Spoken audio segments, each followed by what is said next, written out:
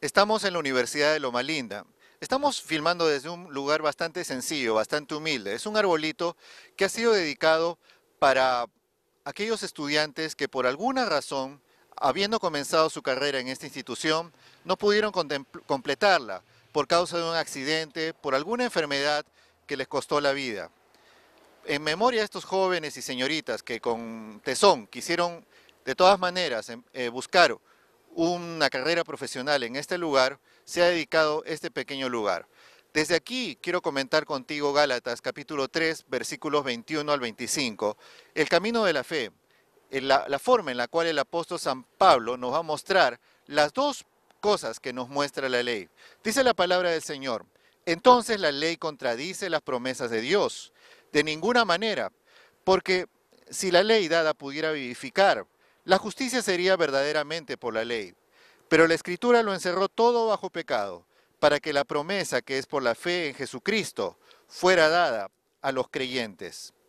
¿Qué es lo que está queriendo aquí decir el apóstol San Pablo? Que la ley es valiosa, la ley, la palabra de Dios. Acordémonos que el apóstol San Pablo, cuando se refiere a ley, él no está hablando solamente de los 10 mandamientos. Los 10 mandamientos eran como un núcleo fundamental de la palabra de Dios. Esas 10 palabras que nos mostraban con toda claridad el carácter moral de Dios, la ley moral de las Sagradas Escrituras. Más allá de la ley moral de las Sagradas Escrituras, que son los 10 mandamientos, Éxodo 20, se encontraba la otra parte de las Escrituras que los judíos también llamaban ley, la Torá, los escritos de Moisés. Allí estaban, por ejemplo, las leyes ceremoniales. Esas leyes ceremoniales que nos hablaban de los rituales, de los simbolismos que mostraban de que Cristo Jesús era el Mesías que había de venir, eso también era considerado ley para el judaísmo, para el pueblo de Dios del Antiguo Testamento. Y los escritos de los profetas, los otros escritos que comprendían lo que nosotros conocemos ahora como el Antiguo Testamento, eso también para el pueblo judío era la ley. Entonces, en estos versículos, en este raciocinio que está tratando de hacer el apóstol San Pablo con la iglesia de Gálatas, jamás nosotros podríamos decir de que el apóstol San Pablo está tratando de ir en contra de los mandamientos, pues cuando él habla de ley, él se está refiriendo en realidad a toda la escritura que en su momento estaba escrita, es decir, el Antiguo Testamento. Y el apóstol nos va a mostrar que el Antiguo Testamento y específicamente los 10 mandamientos tenían una tremenda función.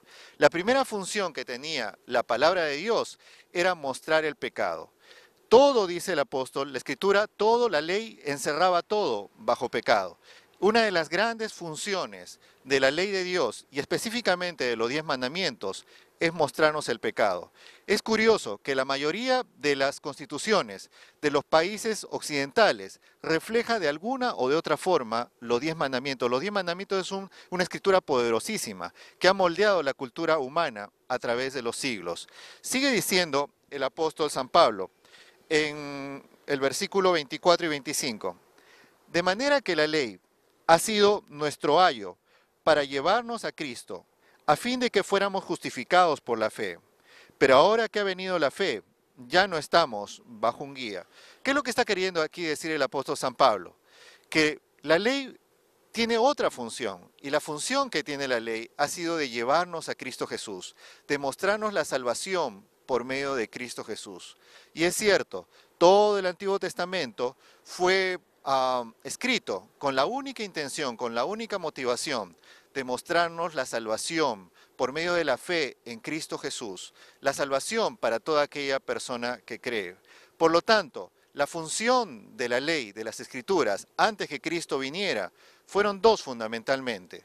Mostrar a los seres humanos la necesidad de salvación, mostrar a los seres humanos la realidad del pecado, de que todos hemos pecado, de que todos necesitamos salvación. Y la otra cosa, el otro gran mensaje de la ley en el Antiguo Testamento, de toda la ley, es mostrarnos de que en Cristo Jesús hay salvación, empujarnos hacia Dios, constreñirnos hacia el Señor. Esa es la otra gran función que tiene la ley en la palabra de Dios. Ojalá que este camino nos pueda ayudar a entender el verdadero valor de la palabra, el verdadero valor de la Biblia, y que de esta forma nosotros podamos ser verdaderos hijos de Dios.